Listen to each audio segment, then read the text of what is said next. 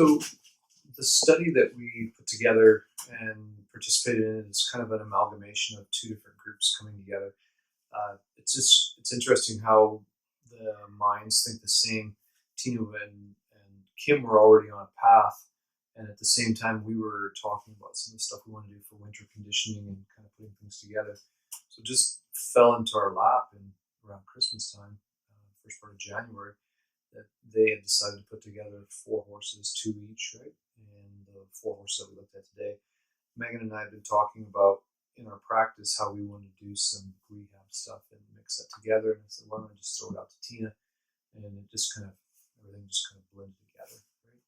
So the nice thing for us is, I think if we look at it, Kim's not only a body worker at this time, but also rode horses, trained, and been a part of the industry for quite a long time.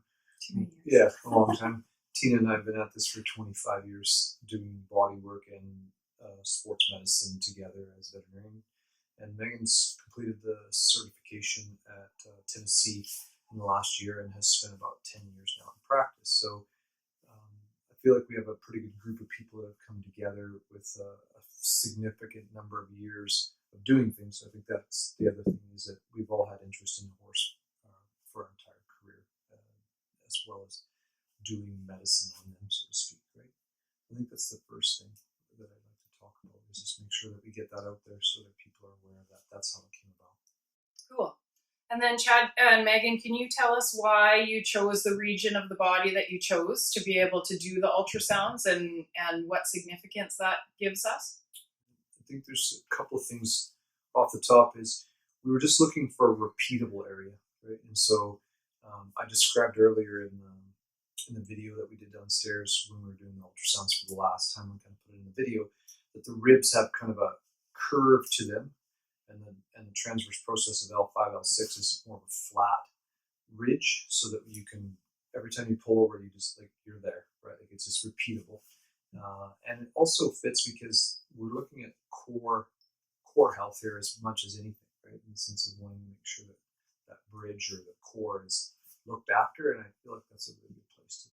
I think that I was going to talk just a little bit about the importance of having this many different sets of glasses on when you look at a performance horse. So with Megan's training in some body work, but also being a tech for so many years, and now with the rehab, she has a set of glasses that she looks through the horse at and really hones in on specific things that are important to her and stand out to her.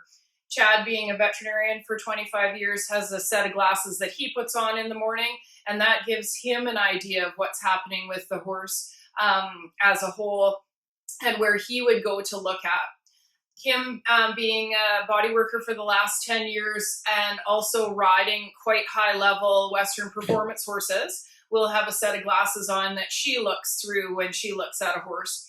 And myself, being a dressage rider and being a body worker for the last 25 years, gives me a set of glasses. And I think no matter how you're trained, the more sets of glasses that you have that come together on a specific performance horse, the better picture you get. So here in another video, if you guys choose to look at the webinar series on each of the horses, you'll really see Chad's opinion on the horse come out, and my opinion on the horse, and then a little bit of a round table on 4 different sets of glasses that looked at the same horse on the same day, doing the exact same exercises and the exact same eval program, and we all picked up something different. And it's those 4 different views today coming together on those horses that are really going to take those horses to the next level. You'll see that Dr. Hewlett says for all of the horses in the eval that none of them are lame, but all of them have something that's going on with them. They're all in performance, been working, worked as young horses, coming back to work from an injury. And it's going to allow you then to see how a horse is going to come at a certain level of ability. And with the 4 different sets of glasses that were just here in this study, is going to then be able to be catapulted to the next level. So I think that's something that's kind of neat for us to look at, and invite all of you guys to look at for your performance horses. Meg, would you let us know what your feelings are? There's a lot of people that their horse during this pandemic, their barn's been closed and they haven't been able to get to their horse. Or if they were a trailer in person, the barns are also closed, or the big arenas. Can you give us a little bit of idea why you think this study might help them to learn about their horse? I think this study that you guys have put together and these exercises that are done from the ground are super important. I think it's something that's very often overlooked because people, the spring comes, everybody gets excited. I'm super guilty for it too. We just want to get out and riding our horses. And having been through personal injuries myself, and this is where I find sometimes people relate to it easier because they can't always relate to the horse because it's not something they feel. But I've myself have had a back injury due to weak multifidus, which is part of what we're looking at in this study. And going through the physio for that, it was the little kind of, I guess what some people would say are annoying exercises that made the biggest difference to help strengthen those tiny little stabilizer muscles that before my own injury didn't even realize were a thing. So it's been a learning of anatomy in the human and also the horse, and that interest follows over to it. So with exercises like this that the bodyworks and that have put together, they're things that you can add to your regime on top of your riding, especially now having that reduced time, I guess, under saddle that most people would have this time of year. When you can get back to it, will help you get that much farther and maybe a little bit faster. With the time off that we've had, with barns being closed, like Tina mentioned, or not being able to haul somewhere, it's going to give you that extra boost and ideally down the road help prevent an injury from happening, versus, people being like, oh, my season's going to start, I gotta get going and try and do things too quickly. We can help build those little stabilizer muscles that down the road are going to help stabilize our joints, help our tendons and ligaments in the areas function better, and hopefully give your horse more longevity over time instead of rushing through your leg up season because time's been cut short, and then we're seeing you at the vet clinic with an injury, and then any potential season that you did have with it already being short's gone until next year. Yeah, perfect. That's a super valid point.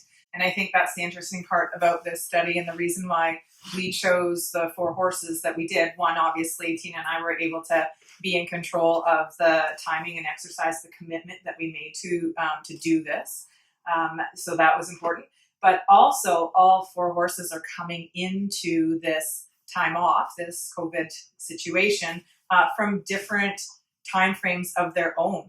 So we'll go into that in each of the case studies. So again, if you're interested in following through with them, we'll explain more in depth. But it is pretty interesting to see how each one of these horses has so far responded to the exercise regime and conditioning program. But then on top of it now they've had to have some things change with the conditioning program because of the COVID pandemic as well. So it's been exciting. And I know today we are pretty excited to see some of the changes that were shown on ultrasound. So that's cool. But, for me, I think one of the biggest things coming from that cutting horse Western performance industry, that the conditioning was maybe looked at differently than some other disciplines might look at it. And so we also see oftentimes where you have somebody that is very up on wanting to make sure that their vet work is done.